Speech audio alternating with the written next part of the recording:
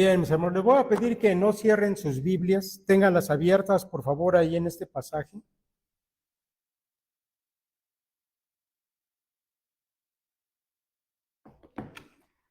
Vamos a hablar el día de hoy, siguiendo con la serie de disciplinas espirituales, acerca del culto familiar, y vamos a hacerlo también de una forma muy sencilla. Solamente 2 puntos vamos a tocar hoy. ¿Por qué es importante el culto familiar? Y después, ¿cómo realizar un culto familiar? Quiero comenzar por contarles una historia real que cuenta un pastor. Dice lo siguiente: cierto día, un adolescente del vecindario fue llevado al tribunal. El juez le advirtió: lo haces una vez más y te condeno a cadena perpetua.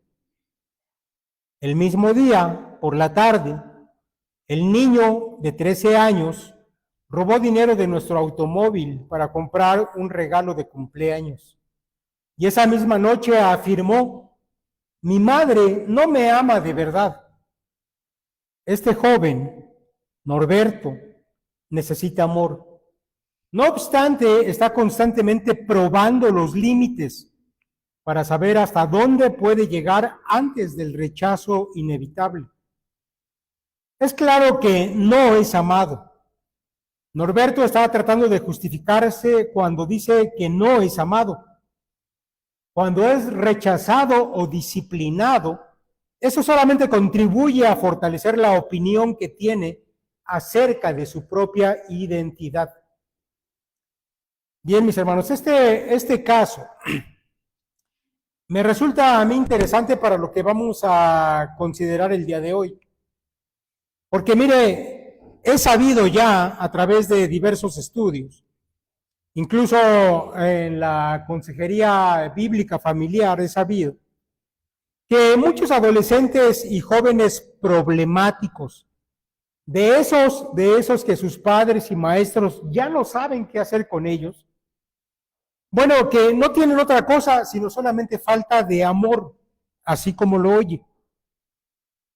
Ellos están dispuestos a romper todas las reglas, tanto de los maestros como de los padres, en un intento de llamar la atención, pero al mismo tiempo de reafirmar para ellos mismos que no valen lo suficiente para ser amados. De manera, mis hermanos, que me resulta a mí interesante, el amor está ligado con el asunto de guardar reglas, normas o mandamientos. De una u otra manera, el amor con guardar normas de conducta van de la mano, están ligados. Mire, yo creo que nos podemos dar cuenta que una persona, un muchacho, un chico que se siente amado, va a corresponder al amor de sus padres amándolos, y esto se expresa en obediencia hacia ellos. Pero esto, mis hermanos, que les estoy comentando, no es solamente un asunto de psicología. Esto tiene que ver con la manera en que Dios nos creó y con la manera en que Él se ha relacionado con los hombres a través de la historia. Mire, cuando vamos a este libro en el que vamos a estar ocupándonos hoy, el último libro del Pentateuco, y para poder entender, mis hermanos, todos esos mandamientos que contiene este libro, que por cierto, su mismo nombre, Deuteronomio, significa segunda ley, porque nos va a hablar precisamente de los mandamientos de la ley, debemos entenderlo en su contexto correcto. Y ese contexto, mis hermanos, es el amor de Dios por su pueblo. Si no entendemos, mis hermanos, que en este libro de Deuteronomio la base detrás de las leyes es el amor de Dios, no vamos a poder comprender el libro de Deuteronomio. Mire, vamos a ver algunos pasajes ahí cerquita de ese capítulo 6 que estamos viendo. donde vamos a ver que el Señor siempre dejó claro que Israel era un pueblo amado por Él. Y era amado no porque Israel tuviera muchos méritos, o porque fuera una nación importante. Realmente, mis hermanos, el amor de Dios por ellos era un amor de tipo incondicional. Y eso lo vamos a ver a lo largo de la historia de este pueblo que tenemos ahí en la Biblia. Un pueblo que a lo largo de su historia demostró ser desobediente, rebelde, duro de corazón, y sin embargo Dios les amó constantemente. Y aunque les haya tenido que disciplinar, todo eso lo vemos bajo el marco del amor de Dios. Quiero que vaya allí a la página siguiente, en el capítulo 7, y escuche estas palabras de Dios hacia su pueblo. Yo se lo voy a leer de la Nueva Traducción Viviente, de Deuteronomio 7, a partir del verso 6, pero sígalo usted con su vista en su versión. Y allí la palabra de Dios dice: pues tú eres un pueblo santo, porque perteneces al Señor tu Dios. De todos los pueblos de la tierra, el Señor tu Dios te eligió a ti para que seas su tesoro especial. El Señor no te dio su amor, ni te eligió porque eras una nación más numerosa que las otras naciones, pues tú eras la más pequeña de todas. Más bien, fue sencillamente porque el Señor te amó y estaba cumpliendo el juramento que les había hecho a tus antepasados. Por eso te rescató con mano poderosa de la esclavitud y de la mano opresiva del faraón, rey de Egipto. Un amor incondicional de Dios. No porque Israel fuera algo, sino a pesar de lo que era, Dios los amó y se los dice.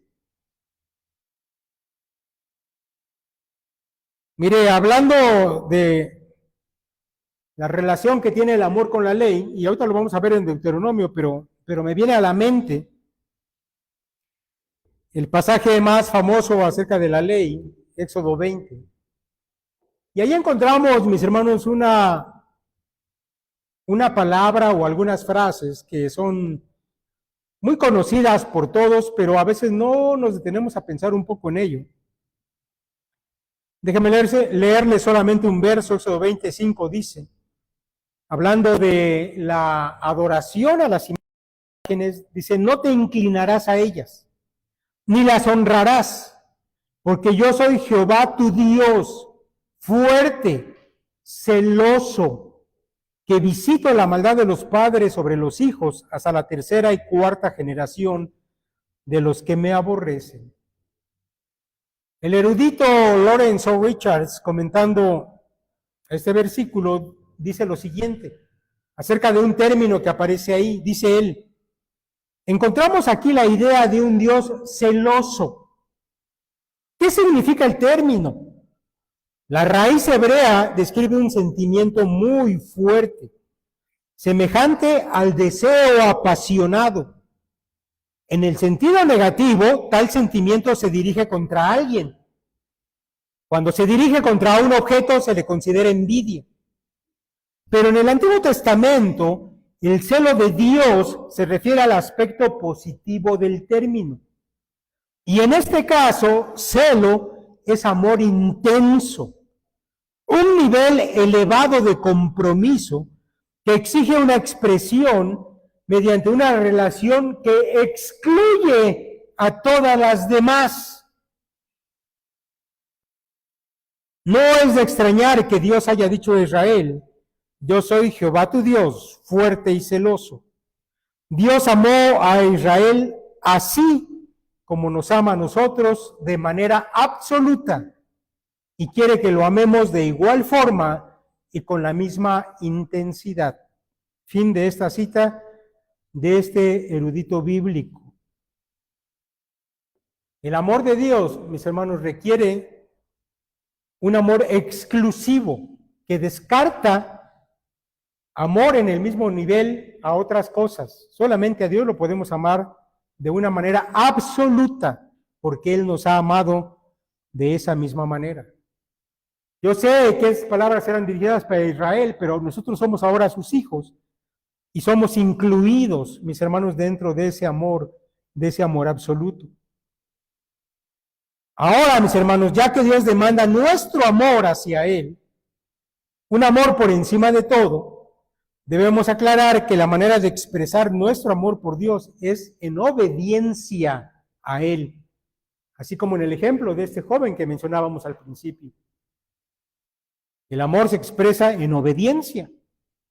Dios nos ama y demanda que le amemos, por lo tanto demanda obediencia. Ahora esta idea, esto que estoy diciendo hasta aquí, quiero enlazarlo con algo más. Mire, alguien me ha dicho por ahí la siguiente frase que es verdad. El que ama, cuida. El que ama, cuida. Mis hermanos, esto lo enlazamos con lo anterior por algo muy sencillo. Todos los que amamos a alguien tenemos la necesidad de cuidar a esa persona. Y cuando vamos a este libro de Deuteronomio nos damos cuenta que el Señor dio leyes a su pueblo para cuidar de ellos, porque los amaba. Y así como un padre pone reglas y normas en su para cuidado y bienestar de sus hijos, porque de esa manera Él demuestra amor por ellos, así Dios también dio leyes a su pueblo, dio normas, puso límites, porque les amaba y deseaba cuidar por ellos. Escuche lo que el Señor dice ahí en ese capítulo 6, pero en el versículo 1 y siguientes.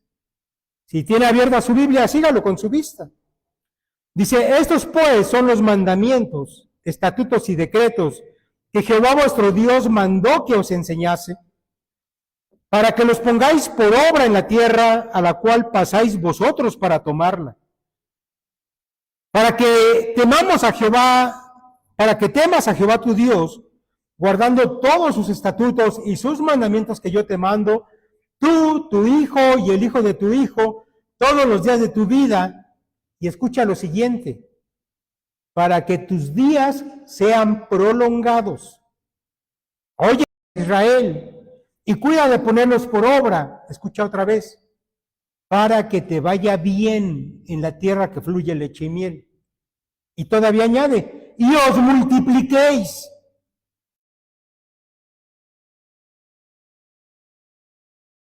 Como te ha dicho Jehová, el Dios de tus padres. Oye Israel, Jehová nuestro Dios, Jehová uno es. Y amarás a Jehová tu Dios con todo tu corazón y de toda tu alma y con todas tus fuerzas. Ahora, ¿se da cuenta, mi hermano, que el Señor les da 3 razones de por qué les estaba dando esta ley? ¿Por qué el Señor les dice acerca de las cosas que les ha mandado por esa lista de leyes que les ha dado? ¿Cuáles son las razones? Era para bien de ellos. 3 razones les dice. 1, dice, para que tus días sean prolongados. Si aquel pueblo guardaba las leyes que el Señor les iba a dar o les estaba dando, ellos iban a ser buenos vecinos, ellos iban a estar en paz entre ellos mismos, iban a tener paz en su corazón, de manera, mis hermanos, que de manera natural sus días iban a ser largos, Dios les iba a bendecir, sus días iban a ser prolongados. Y dice, para que te vaya bien en la tierra que fluye leche y miel. Ellos iban a entrar, estaban a punto, mis hermanos, de entrar a una tierra de gran abundancia. Y el Señor parece que anticipa que eso podría traer problemas, y lo vamos a explicar un poco más adelante. Pero el Señor reitera que Él desea que les vaya bien cuando estén en esa tierra.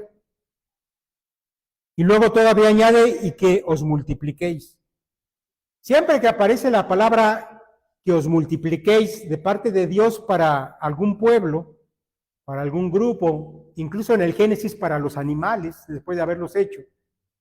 Esa es una palabra de bendición. Cuando Dios se agrada de un grupo de personas, Él hace que se multipliquen.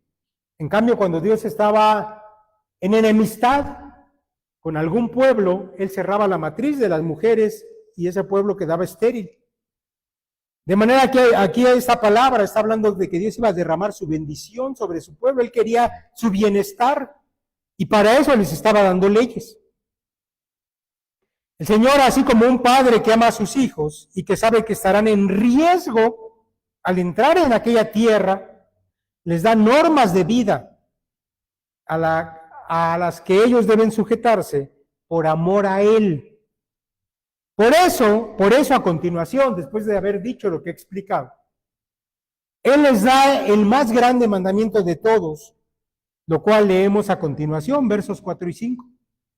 Oye Israel, Jehová nuestro Dios, Jehová uno es, y amarás a Jehová tu Dios de todo tu corazón y de toda tu alma y con todas tus fuerzas. Un amor absoluto que está por encima de todos los demás, es lo que Dios demandaba de ellos. Y eso se debe expresar ¿cómo? En que ellos guardaran las leyes que el Señor les estaba dando, porque eran para su propio bien y porque el Señor sabía que iban a venir problemas y riesgos para ese pueblo. Ahora, mis hermanos, hasta aquí yo espero que esto que voy diciendo vaya quedando claro en su mente. Que las leyes y los mandamientos son dados por amor. El amor está detrás de eso. Por ese amor tan grande de Dios a su pueblo. Y que es una medida de protección para ellos. No pierda de vista eso. Ahora, tal vez usted se esté preguntando, ¿de qué debían ser protegidos? ¿Acaso esta tierra prometida a la cual iban a entrar no era lo mejor de lo mejor? ¿No hasta había ese dicho de que de esa tierra fluía leche y miel? Bueno, mis hermanos, entre otras cosas, era por eso mismo, por la abundancia que allá había. Porque, mis hermanos, no siempre tenerlo todo resulta en algo bueno. Y el Señor ya sabía eso y lo estaba anticipando. Y quiero que me acompañe a ver ahí en su Biblia, mismo capítulo 6, versos 10 al 14, lo que el Señor dice y lo que Él sabe que va a pasar. Dice, cuando Jehová tu Dios te haya introducido en la tierra que juró a tus padres, Abraham, Isaac y Jacob, que te daría, en ciudades grandes que tú no edificaste, y casas llenas de todo bien que tú no llenaste, y cisternas cavadas que tú no cavaste, viñas y olivares que no plantaste, y luego que comas y te sacies, cuídate de no olvidarte de Jehová, que te sacó de la tierra de Egipto, de casa de servidumbre. A Jehová tu Dios temerás, y a Él solo servirás, y por su nombre jurarás. No andaréis en pos de dioses ajenos, de los dioses de pueblos que están en vuestros contornos. Mis hermanos, el Señor sabía que cuando su pueblo entrara en esa tierra prometida, donde iban a tener abundancia, donde iban a tener comodidad. Y recuerde que ellos venían de andar vagando 40 años por el desierto. Así que hablar de comodidad era hablar de una buena casa, donde se iban a poder recostar con seguridad, una casa fresca, agradable, y ya no más maná, ya no más maná. Desde el día en que ellos cruzaran el río y pusieran su pie por primera vez en aquella tierra, el maná iba a cesar. Ahora ellos iban a tener alimento variado y rico que poder disfrutar, como siempre se lo habían demandado a Dios durante esos 40 años que anduvieron en el desierto. Y cuando estuvieran en esa comodidad y en esa abundancia, Dios les dice, cuídate de no olvidarte de Jehová. Porque, mi hermano, usted sabe que cuando hay sufrimiento, cuando hay carencia, cuando tenemos necesidades, recurrimos a Dios, lo buscamos, clamamos delante de Él. Pero cuando el sufrimiento pasa, cuando llega el tiempo de paz y el tiempo de bonanza, cuando la comodidad se vuelve parte de nuestra vida diaria, el hombre de manera natural se olvida de Dios, ¿no es verdad? Todos sabemos eso, lo hemos visto continuamente, porque esa es la naturaleza del ser humano. Pero mi hermano, no era solamente el asunto de la comodidad y la abundancia. Además, este pueblo iba a estar rodeado de otras naciones perdidas en la idolatría, y que de alguna manera iban a resultar una tentación para el pueblo de Israel. Naciones con formas de vida completamente inmorales, entregados al desenfreno de sus instintos y sin normas que pusieran un retén a esa manera de vivir. Así vivían los vecinos de Israel. ¿Entiende usted la preocupación de Dios por su pueblo? Por eso les puso normas, por eso les dio mandamientos, porque Dios amaba a ese pueblo, y el que ama, cuida. Ahora le voy a pedir que esta palabra la haga suya, que la personalice. Porque aquí, mis hermanos, hay padres de familia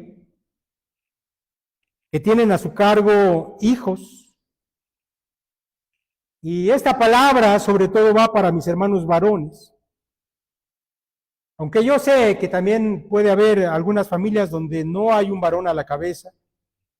Bueno, entonces serán mis hermanas las responsables.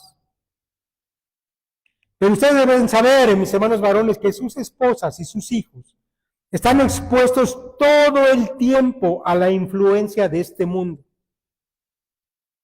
Y no hace falta que yo se lo diga, pero este mundo es malo en su esencia.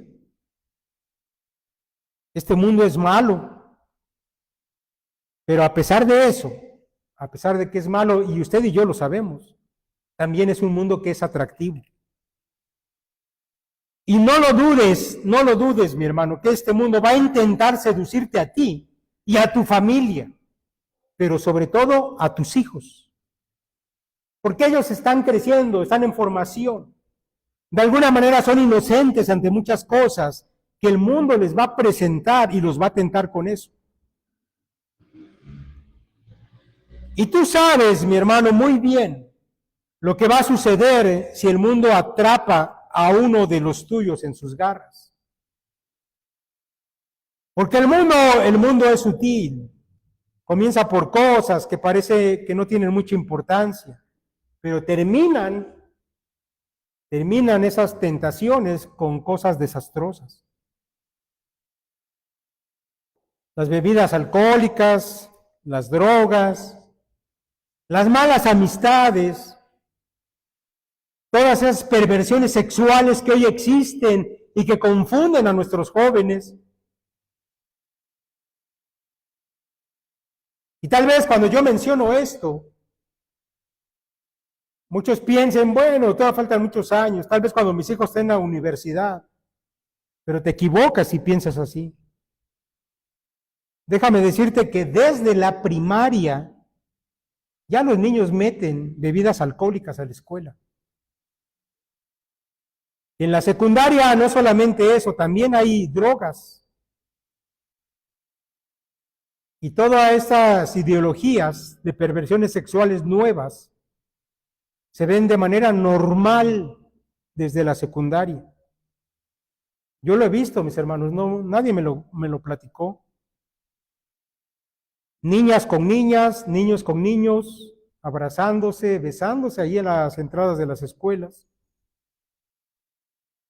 Y luego, mis hermanos, las tristes consecuencias, adicciones que son tremendamente difíciles de resolver, embarazos adolescentes o fuera del matrimonio, rebeldía de tus hijos en contra de Dios, al que tú amas o al que dices amar. Y yo sé, mi hermano, que hay algunos que teniendo hijos ya grandes desearían que alguien les hubiera dicho esto cuando sus hijos eran pequeños. O mis hermanos jóvenes que están todavía con la posibilidad de más adelante formar una familia, no pierdan de vista esto, es importante. Porque además déjame decirte otra cosa, que en la lucha con el mundo, escucha esto, con la lucha que tú tienes con este mundo, tú llevas la de perder. Y tú llevas la de perder, mis hermanos, porque la influencia que el mundo va a ejercer sobre tus hijos es muy grande.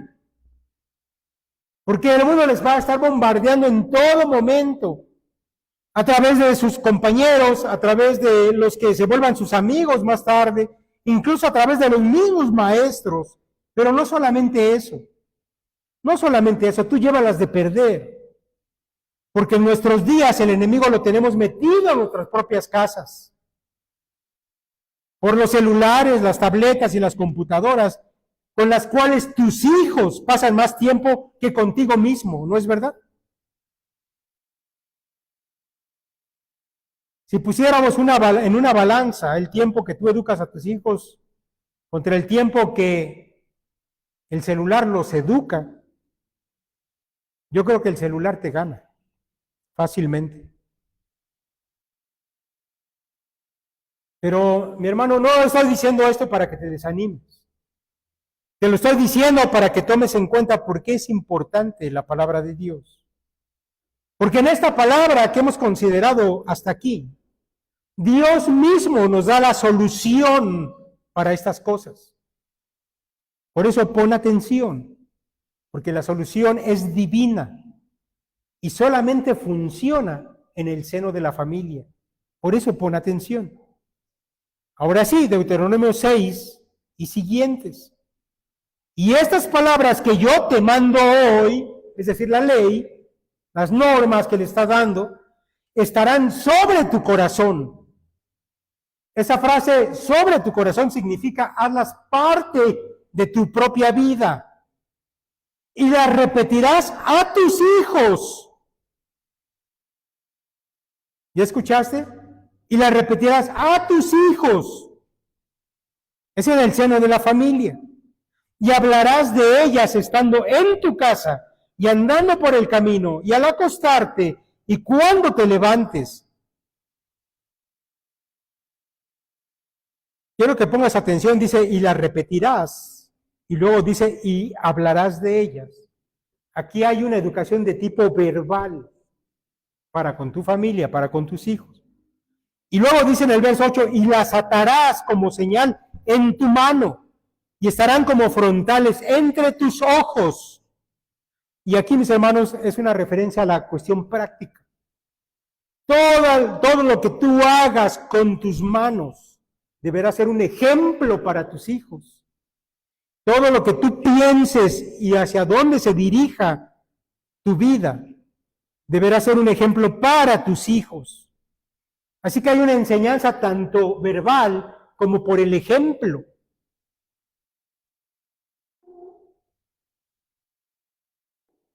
Y las escribirás en los postes de tu casa y en tus puertas.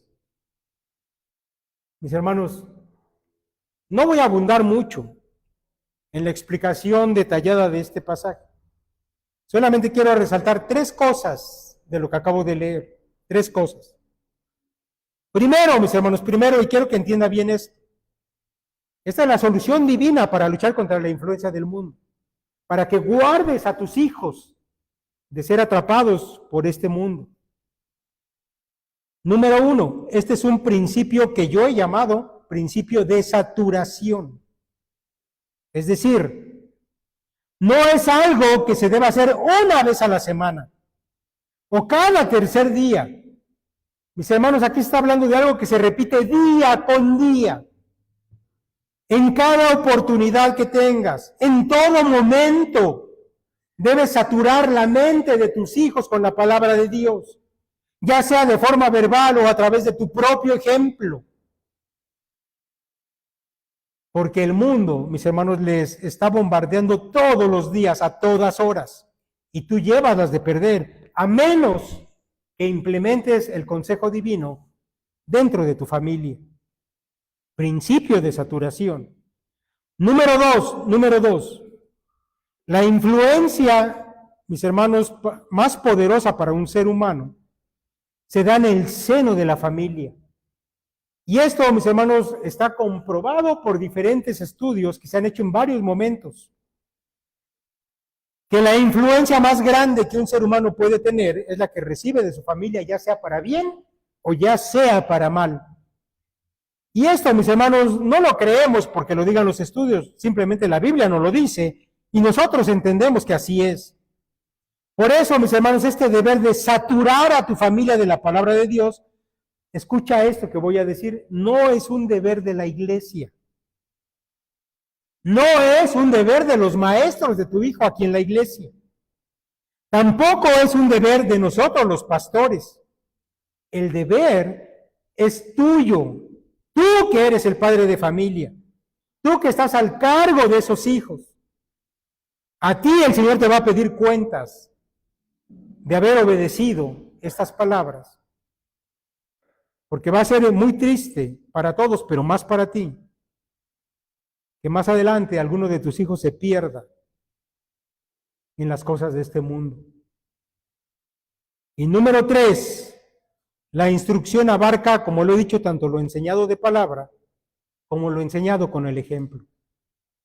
Yo sé, mis hermanos, que una cosa como la otra nos cuesta trabajo llevarlo a la práctica, al menos de una manera sistemática, con el fin de enseñar a nuestros hijos y saturar su mente de la palabra de Dios, hablada o con el ejemplo. Por eso, mis hermanos, debemos poner manos a la obra en esto. Ahora, para terminar esta primera parte, quiero decirte lo siguiente.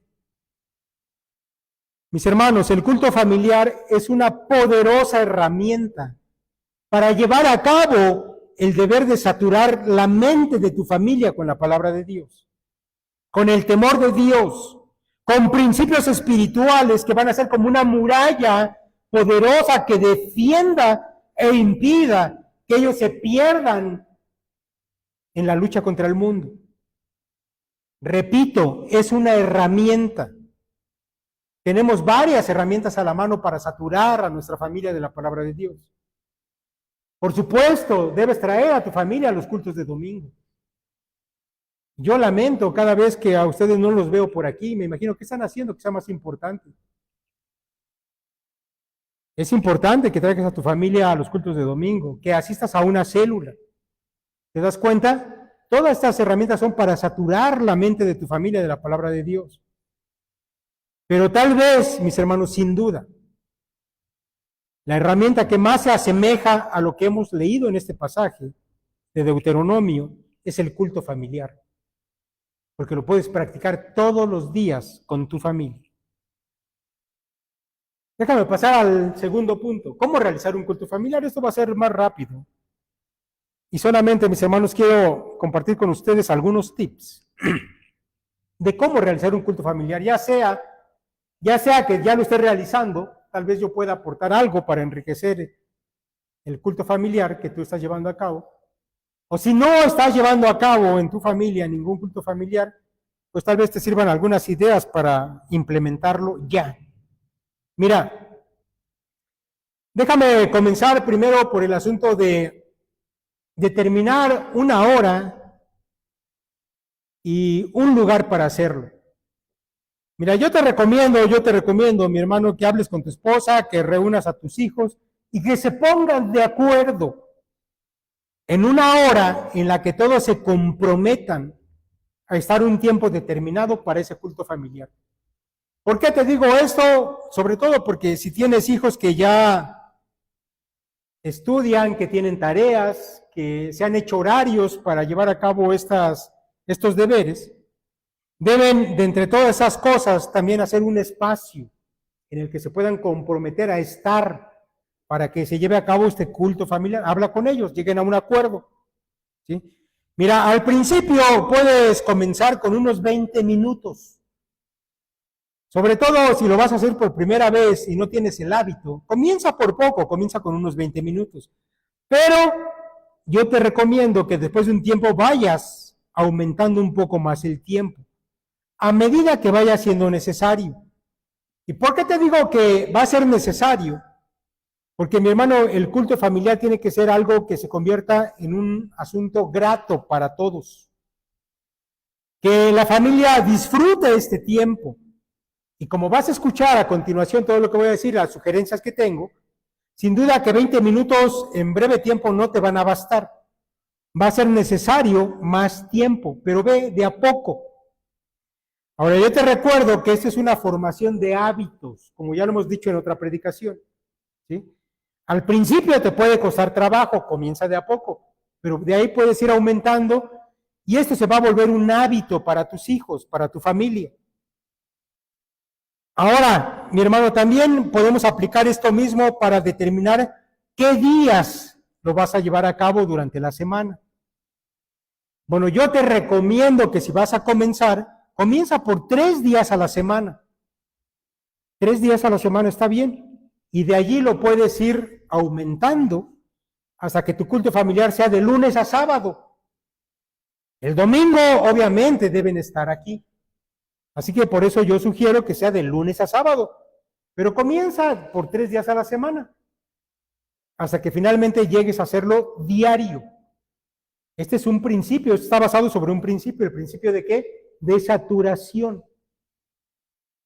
Porque recuerda que el mundo va a estar tratando de influenciar a tu familia en todo momento. Tú no puedes hacer menos que esto. Ahora, escoge, otra situación, escoge un lugar donde todos puedan reunirse de manera cómoda y sin distracciones. ¿Sí? Tener un espacio para estar sentados o de pie o incluso de rodillas, por lo que voy a decir más adelante. De antemano, como ya lo hemos dicho también, mis hermanos, instruye a tus hijos para que durante este tiempo no tengan el celular con ellos. Yo te recomiendo que formes en ellos el hábito de usar una Biblia normal, es decir, de papel. ¿Sí? Si van a hacer su culto familiar y llegan con celular, no celulares, a ver, al cajón, porque se van a distraer. ¿Sí? Aunque no estén en ese momento, les llegan mensajes, les llegan avisos, y se están distrayendo, no, Biblia de papel. Para el culto familiar e incluso para venir a este culto, para venir a la iglesia, hermano, acostúmbrate tú, yo sé que por comodidad lo haces, pero acostúmbrate tú y acostumbra a tus hijos a usar una Biblia normal. Para el culto familiar, por supuesto, no debe haber celular. Ahora, mira, en cuanto a la forma de realizarlo, déjame decirte que no hay nada escrito que sea determinante de cómo llevar a cabo un culto familiar. Así que tú como padre de familia, bueno, pues tienes la oportunidad de ir implementando algunas cosas, de usar tu creatividad para hacer ese tiempo agradable para tu familia y de provecho. Por supuesto, mis hermanos, entendemos que un culto debe incluir cosas como la oración, como la lectura de la palabra de Dios, alabanzas al Señor también. Pero todas esas cosas tú las puedes implementar de muchas maneras para que ese tiempo resulte agradable y provechoso. Por ejemplo, se me ocurre que la lectura de la Biblia la puede hacer alguno de tus hijos y tú puedes explicar brevemente ese pasaje. O puede ser de otra manera. Tal vez cada uno de ustedes puede ir leyendo un versículo y la explicación pudiera convertirse en una lluvia de opiniones de todos acerca de lo que significa ese pasaje. Pero al final, tú como padre de familia, debes dar la conclusión y la aplicación del pasaje. Y así puedes ir variando la dinámica de la lectura de la Biblia. Otra sugerencia, a lo mejor un día o 2 días de la semana, puedes tomar la predicación del domingo y con tus hijos formar una especie de mesa redonda, donde todos puedan opinar y hacer preguntas al respecto de esa predicación. De manera que al final también puedan comprometerse a practicar lo que se ha enseñado desde el púlpito el domingo. Esa es algo que puedes incluir también en tu dinámica de culto familiar. Ahora, algo que es importante, que yo te sugiero que tomes en cuenta. es que durante ese tiempo de lectura y explicación de la palabra, des tiempo para que tu familia, para que tus hijos hagan una reflexión, que compartan ideas de cómo podrían poner en práctica los pasajes que están estudiando. Cuando tú ya diste la explicación final, da oportunidad para que cada uno reflexione de qué manera puede aplicar esa palabra a su vida diaria. Mis hermanos, esto es algo de lo que los cristianos carecen normalmente. Pensamos que el culto familiar es solamente información. No, otra vez, como sucede con el estudio bíblico personal, aquí también. Pero aquí es en familia.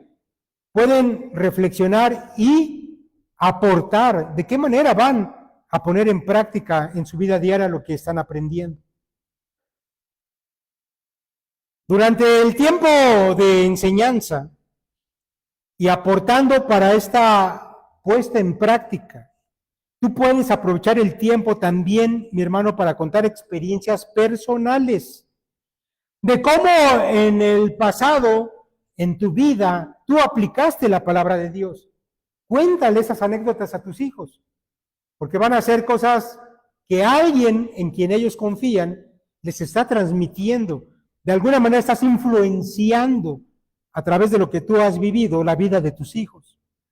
Y también, por supuesto, permite que tus hijos compartan sus experiencias. Esto, mi hermano, va a enriquecer mucho más de lo que tú te imaginas tu culto familiar. Créeme que tus hijos también, si tú les das la confianza, van a compartir lo que ellos están viviendo en la escuela, las luchas que están teniendo y cómo a través de la palabra ellos han podido enfrentar estas cosas. Esto, mis hermanos, va a reafirmar la presencia de Dios en la vida de todos en la familia y de cómo el Señor se involucra de forma diaria y constante en la vida de ellos. Ahora, déjame pasar a otra cosa. Una forma de hacer ameno el aprendizaje de la palabra es el uso de distintos materiales. Por ejemplo, mi hermano, puedes usar algunos libros, cuadernos o revistas ilustradas para ejemplificar de manera gráfica lo que estás queriendo enseñar. Puedes utilizar dramatizaciones o recurrir al viejo franelógrafo, los que lo llegaron a usar cuando eran niños en sus clases. Bueno, todavía los venden en las librerías cristianas, lo puedes usar.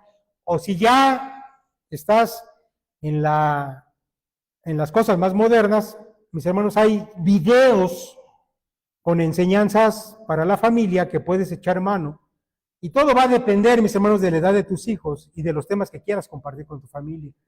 Pero el culto familiar no tiene que ser, leemos la Biblia, oramos y se acabó. No, tienes que hacerlo de manera creativa, que sea provechoso y que sea agradable. Recuerda que si comienzas con 20 minutos tienes que irlo aumentando. En algún momento tus cultos familiares son de 1 hora excelente y si son de 1 hora y media mejor, porque estamos hablando de un principio de saturación de la palabra. Ahora déjame darte otro tip. También puede haber días en la semana en que en lugar de un estudio o de una reflexión bíblica, incluyas un juego que tenga como fin el aprendizaje bíblico. Mira, yo recuerdo que cuando éramos nosotros niños, estoy hablando de cuando teníamos por allá 7, 8 años, 10 años, a nosotros, me refiero a mis hermanos y a mí, nos encantaba el esgrima bíblico y la localización de pasajes que habíamos aprendido aquí en esta iglesia, pero que nos resultaba tan divertido que le pedíamos a mi mamá que nos estuviera diciendo citas para buscarlas, y normalmente lo hacíamos después del culto familiar que teníamos y nos pasamos bastante tiempo compitiendo entre nosotros, y era una forma de tomar habilidad y conocimiento en la palabra de Dios, y esto hace agradable ese momento. Hoy en día, mis hermanos, hay otros juegos. Puedes darte una vuelta por las librerías cristianas, puedes conseguirte por ahí, por supuesto, un maratón, o puedes jugar a ese juego de adivina el personaje, o no sé, hay tantos que puedes tomarlos para un día o dos en la semana. En lugar de una reflexión, introduce un juego, y eso va a hacer también dinámico, agradable el tiempo que dedicas con tu familia a este culto familiar. Ahora, tocando otra situación, mis hermanos, cada día puedes ir poniendo a prueba nuevas formas de involucrar a todos en el conocimiento de la palabra. Lo que se trata es que nunca sea aburrido para tu familia este tiempo que dedican a la reflexión y a la oración. Mira, déjame hablar un poco de la oración. La oración debe ser parte de la vida diaria de tu familia y yo espero, mi hermano, que estés tomando esto en cuenta. La Biblia dice que debemos orar sin cesar. Por ello yo te recomiendo, mira, que instruyas a tus hijos, sobre todo si todavía son pequeños. Y si son adolescentes vas a batallar, pero inténtalo. Instruye a tus hijos y acompáñales a realizar una oración por la mañana antes de irse a la escuela. A la hora de comer también. Y en la noche, cuando realicen su culto familiar, deben orar también. Cuando llega a haber algún asunto extraordinario en la familia, algún asunto importante, urgente, por supuesto debes enseñar a tu familia a recurrir a la oración. Pero mira, hablando de la oración dentro del culto familiar, déjame decirte que debemos enseñar a nuestros hijos a hacer una oración de gratitud por las cosas que el Señor nos da. Eso lo debes practicar durante tu culto familiar. Por los cuidados y por la bondad de Dios que vemos cada día, tus hijos deben aprender a ser agradecidos con Dios. Es un mandamiento bíblico ser agradecido con Dios y lo podemos practicar a través de la oración. Pero no solamente eso. Mira, hay un tipo de oración que yo creo que muchos no han enseñado a su familia a practicar. Incluso tal vez tú mismo no lo hagas. Hay el tipo de oración de confesión de pecados. Tú debes enseñarle a tus hijos que cada día deben ponerse a cuentas con Dios. Y eso implica que deben confesar su pecado. Y tú lo puedes enseñar y hacer un hábito desde el culto familiar. También ellos deben aprender a rogar a Dios a que les guarde de las acechanzas del mal. Porque eso les va a hacer estar conscientes cada día que tienen una batalla contra lo malo allá afuera, pero que se están poniendo en manos de Dios. Por supuesto, el culto familiar incluye una oración de intercesión por la familia, por los amigos, por los que se está hablando el Evangelio. Ellos deben aprender a orar también intercediendo por otros.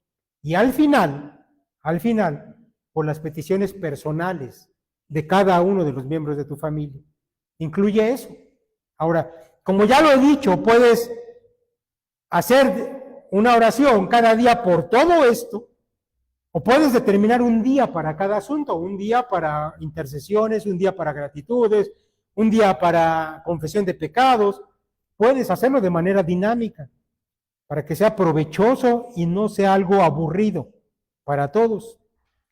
Mire, yo quiero compartirle con usted que cuando éramos niños, nosotros en nuestro culto familiar, que quien lo tomaba a cargo era mi mamá, porque mi padre no era creyente, y no lo fue durante muchísimos años.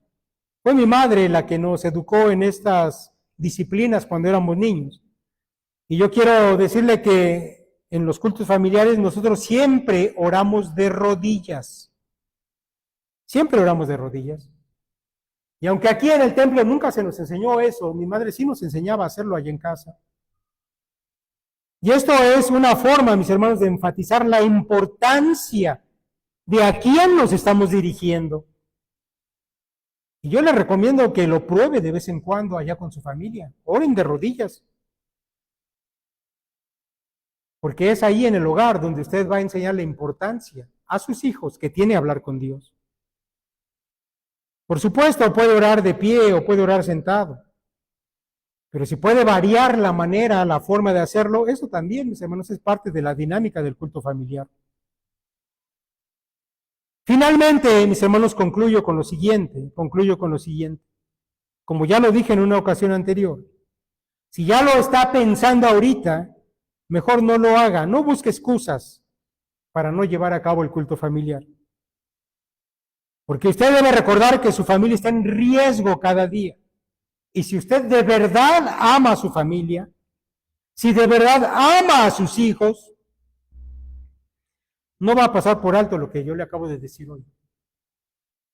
Así como Dios lo ama a usted y le dio mandamientos, le dio normas, para que usted fuera resguardado de este mundo, usted debe transmitir eso a su familia.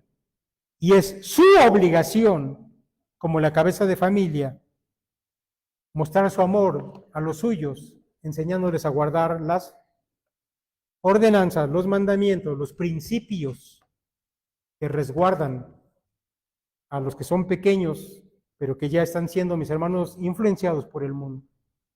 Que el Señor le ayude, que le permita ponerlo en práctica. Mis hermanos, esto es parte de lo que Dios nos manda. El Señor les bendiga.